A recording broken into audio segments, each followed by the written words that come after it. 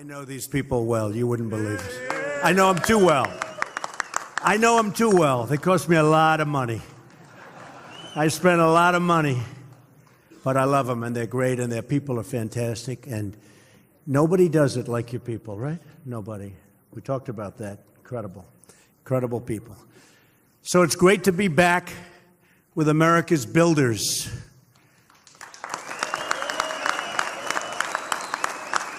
So did you ever think you'd see a president who knows how much concrete and rebar you can lay down in a single day? Believe me, I know. I know. We're a nation of builders, and it was about time we had a builder in the White House, right? We have a builder. I want to thank Sean McGarvey and the entire governing board of presidents for honoring me with this great invitation. And I love that it's in Washington because I don't have to travel very far. Worked out pretty well, I have to tell you. 5 minutes. Sean took part in one of our very first meetings at the White House. He mentioned it. And I promise you that America's labor leaders will always find an open door with Donald Trump. Always. Just look at the amazing talent assembled here. We have iron workers, insulators. Never changes, does it, with the iron workers? Now let's hear it. Laborers, painters, fitters, plumbers, operators. They're operators, all right, I'll tell you that.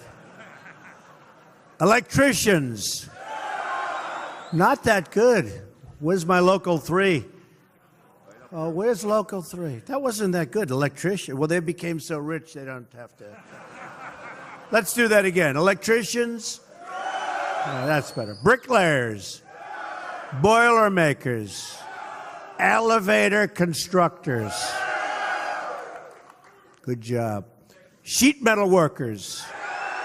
Roofers. Plasterers. Plaster? Well, yeah, that's... We're not using as much plaster as we used to, fellas, right? No matter how you cut it. Sorry about that. I'm not sure I can do much. We brought back the coal miners. I'm not so sure about the plasters. We'll do the best we can, okay? We're going to do the best we can. How about the cement masons? And, of course, our wonderful Teamsters. Well, that wasn't very good, James. Huh? But really, you're the backbone of America. With the talent in this room, we can build any city at any time, and we can build it better than anyone.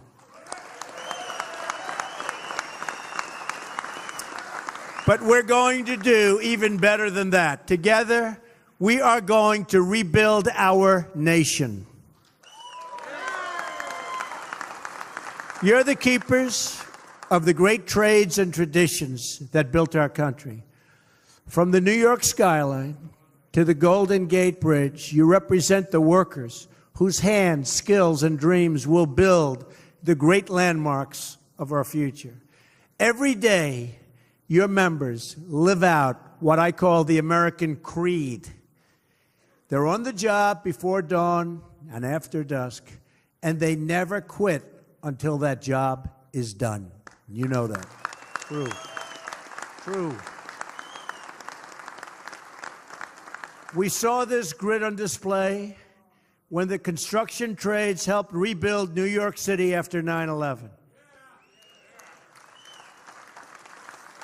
That was a terrible time. We were all there. That was a terrible time in this country's history. Worst attack in the history of our country. Worse than Pearl Harbor. Pearl Harbor, they were attacking military. Here they were attacking civilians. Worst attack. And I saw what happened. Within a very short period of time, we were back rebuilding. And rebuild you did. And I really congratulate you. It took a lot of courage and a lot of strength. And thank you.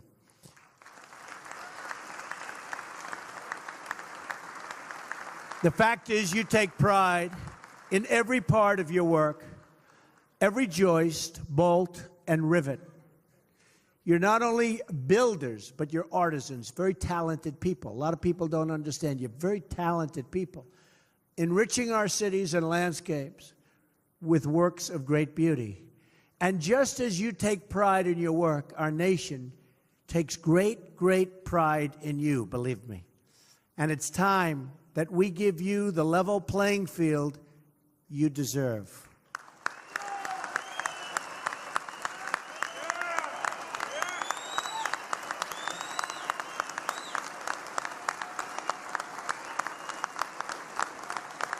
Thank you.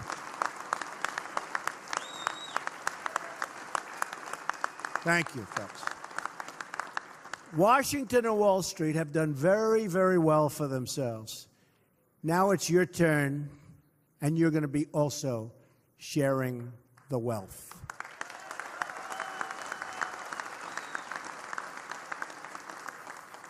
And you know, for many years, we've been taken advantage of by other countries. All over the world, they took advantage of us. We had leaders that didn't have a clue, or worse. That's not going to happen anymore, folks. That's not going to happen anymore. And you see what's going on right now. In fact, the trade deficit went way down, just announced before I got on stage. And I will tell you, we're going to have a whole different set of values when it comes to representing our country. That I can tell you right now. This election was all about returning power to the people. I've spent my life working side by side with American builders, and now you have a builder as your president.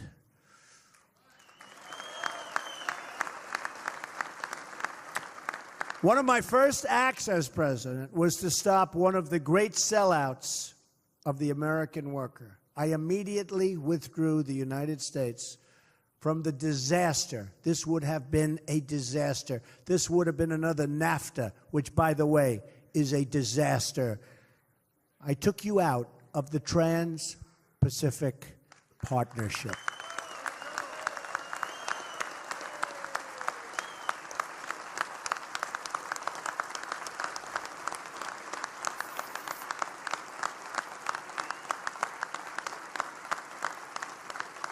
Thank you. That one wasn't even close. And you know it. And I know it. Everybody knows it. Next, I cleared the way for the construction of the Keystone XL and Dakota Access pipelines.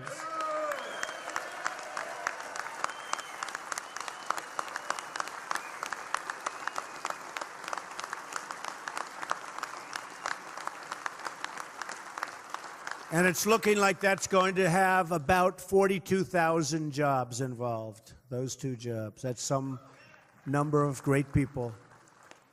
That's a big, big, beautiful lot of people. And Sean, actually, and a whole group joined me in the Oval Office when we approved the Keystone permit.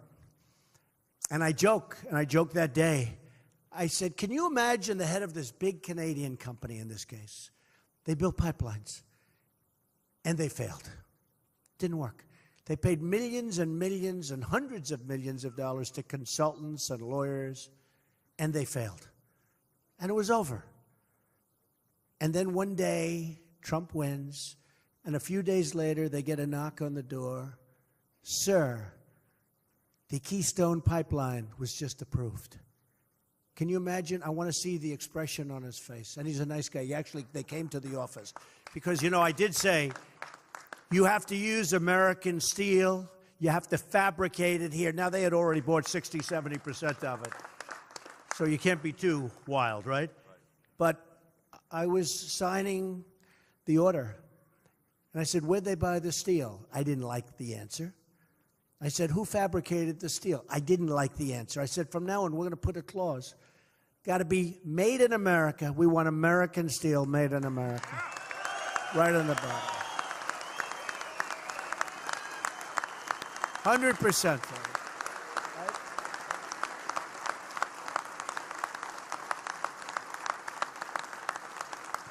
And you'll be hearing more about this in the very near future, but as time goes by, let's say over the next 7 3/4 years, meaning 8 years, we believe in 2 simple rules: buy American and hire American. That's what's going to be. And that's not just a slogan, it's a promise. Believe me, that's a promise. The era of economic surrender has come to an end. It's come to an end. We have surrendered as a country to outside interest. The era of economic victory for our country has just begun. You will see. No longer will we listen to those failed consultants who've made one wrong prediction after another, delivering nothing but soaring trade deficits and a big, fat, shrinking workforce. For decades now, we've watched as our factories have shuttered, almost 70,000 factories. Our jobs have been stolen, and blue-collar wages have declined. We've seen the economic pain inflicted on our fellow Americans in Pittsburgh and Detroit and Baltimore. We didn't just offshore our jobs, we offshored a big, big part of the American dream. We enriched foreign countries at the expense of our own country, the great United States of America. But those days are over.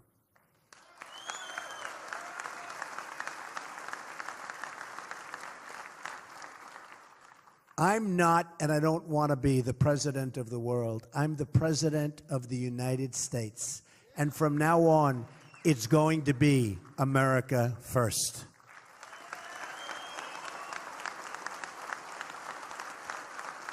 We're going to bring back our jobs, and yes, we're going to bring back the American dream.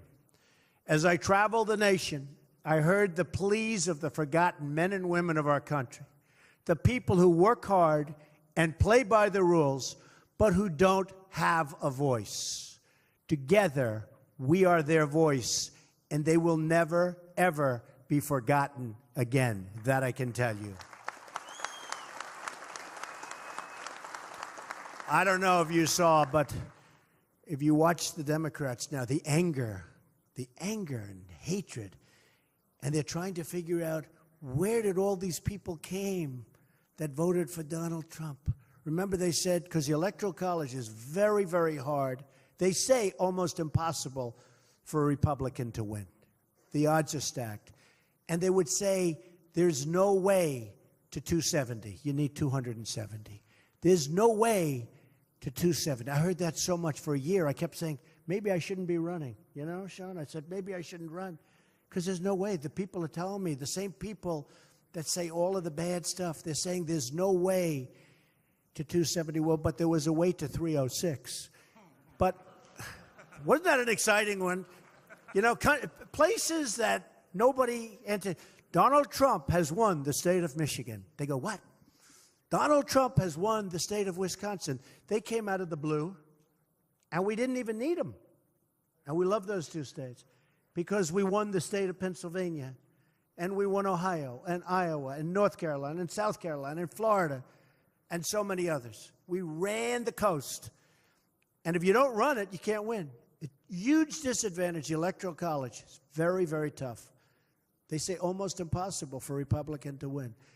But I had the support of, I would say almost everybody in this room.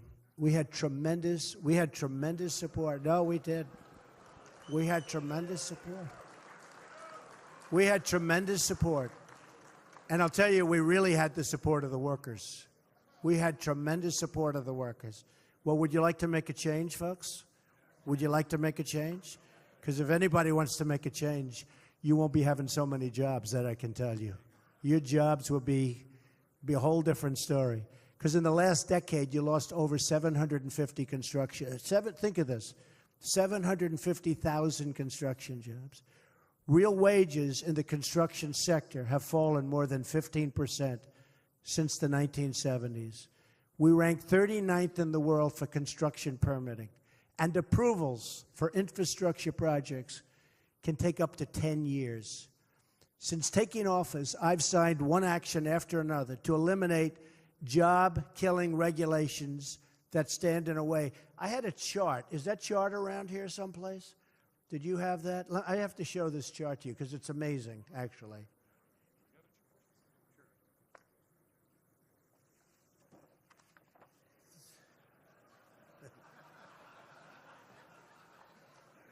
This is, if you want to build a highway in the United States, these are some of the permits that you need. It's a process that can take way over 10 years, and it just never happens. Then at the end of the period, they vote against it. And we're getting rid of many of these regulations. You have to go through 17 agencies, many permits in each agency. In February alone, we added almost 60,000 new construction jobs to the country. I ordered expedited environmental reviews for infrastructure, environmental and energy projects all across the country. No longer will you have to wait year after year for approvals that never come. I also took historic action to lift the restrictions on American energy production and to put our miners, who have been treated horribly, back to work. Consumer confidence. They're great people. Consumer confidence is at the highest level in more than a decade. You've seen all of the charts, all of the studies. The National Association of Manufacturers just the other day reported the most optimism in the entire history of its survey, which is an old survey. 93% of manufacturers are optimistic about the future. It's almost 27% lower than that just a few months ago. The Home Builders Confidence Index is at its highest level in 12 years. And now in breaking news, it was just reported today, the monthly U.S. trade deficit declined by 10% for a reason, not by accident, believe me, it's for a reason. We're also going to protect your jobs by protecting our borders. My administration is just a matter of weeks, and literally a short period of time, has brought record reductions to illegal immigration. Record reductions. Down 61% since inauguration. General Kelly is doing a fantastic job. And we'll crack down on visa abuses that undermine the American worker, and we're doing that right now.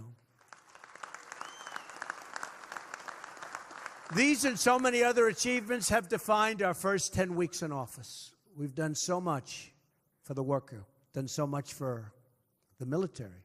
We've done so much for the police officers, our men in blue and women in blue who are not treated fairly.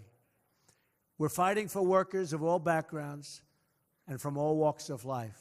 But to achieve true progress, we must remember our legacy. We're the nation that built the tallest skyscrapers on what was once the Hudson River and put neon lights of Las Vegas in the middle of the desert.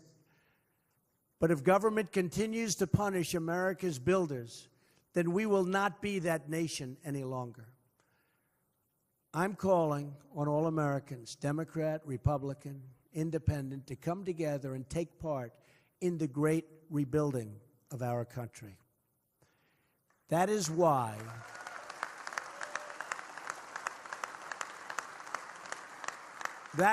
in my address to Congress, I called on lawmakers to pass legislation that produces a $1 trillion investment in the infrastructure of our country, and we need it.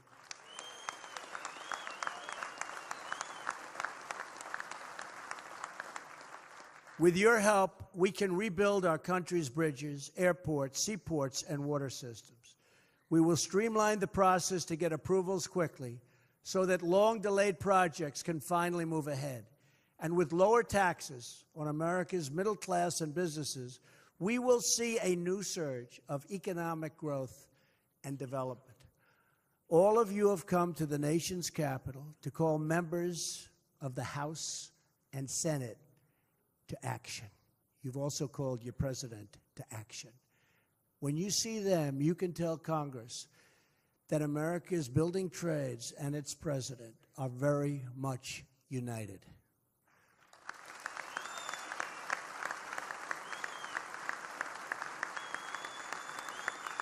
Thank you.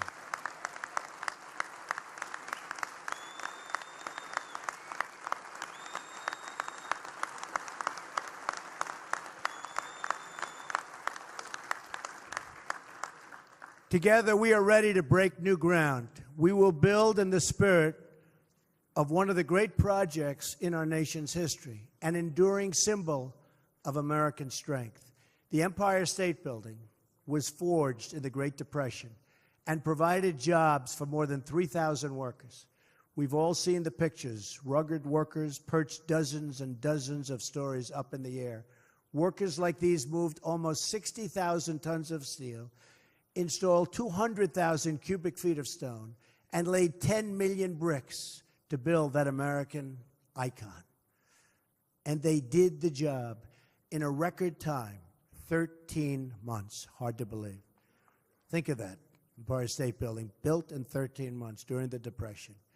Nowadays, you couldn't even get a building permit or approval in that amount of time.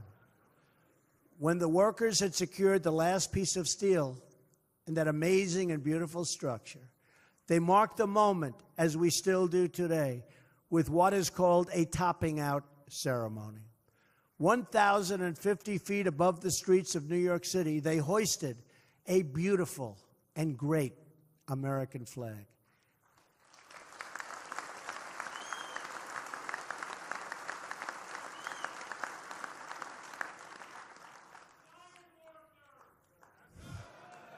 They did a good job. They did a good, those iron workers, you better believe it. It was an American flag that represented American projects, the big, bold, and daring dream of one man, and then one city, and then finally one people. That banner marked our nation's proud climb to the top of the world. Our people endured through the hardships of depression and the battles of World War II, and they emerged from these trials stronger and more united than ever before. Now we must again summon that same national greatness to meet the challenges of our time. Only miles from the halls of Congress and the newsrooms of Washington, you will find once thriving cities marred by empty lots and once booming industrial towns that have become rusted and are in total disrepair. Standing before me today in this very hall are the men and women who, have given the chance, can transform these communities. You are the citizens who can rebuild our cities, revive our industries, and renew our beloved country. And I know you will stop at nothing to get the job done.